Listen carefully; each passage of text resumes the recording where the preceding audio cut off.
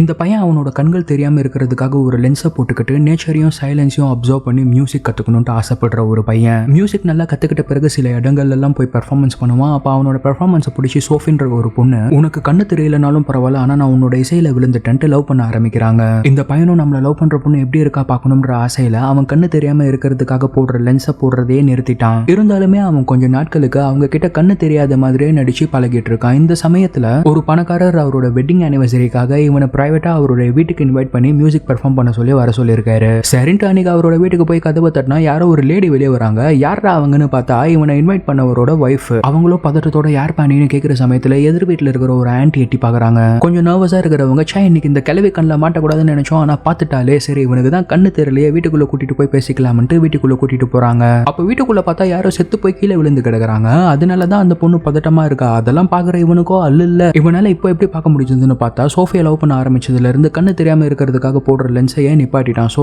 அந்த மாதிரி தான் இங்க வந்து இப்ப மாட்டிக்கினான். இப்படி வந்து மாட்டிக்கணுமே, இப்ப இங்க இருந்து எப்படி தப்பிக்கிறதுன்னு தெரியாம கொஞ்சம் ரெஸ்ட் ரூம் யூஸ் பண்ணணுங்க காட்டுங்கன்னு ரெஸ்ட் ரூமுக்கு வந்து பார்த்தா அங்க எவனோ ஒருத்தன் துப்பாக்கியை வச்சு ஒளிஞ்சிட்டு இருக்கான். ஆஹா, இங்க ஏதோ பெரிய சம்பவம் நடந்திருக்கு போலயே. சரி நாம இங்க கண்ணு தெரியாத மாதிரியே அப்படியே எஸ்கேப் ஆயிடலாம்னு வாஷ்ரூம்ல இருந்து வெளியே வரான். அப்ப அவனை இன்வைட் பண்ணவரோட வைஃப் அவனை வாஷ்ரூம்ல இருந்து வீட்டுக்கு வெளியே கூட்டிட்டு போற சமயத்துல அவர் செத்து கிடக்கிறதெல்லாம் இவன் கண்ணால பாத்துடுறான். அவங்களும் இவனுக்கு தான் கண்ணு தெரியலையே, இவனால நமக்கு என்ன ஆபத்து வரப்போகுதுன்னு நினைச்சு கேஷுவலா அவனை அப்படியே அனுப்பிச்சிடுறாங்க.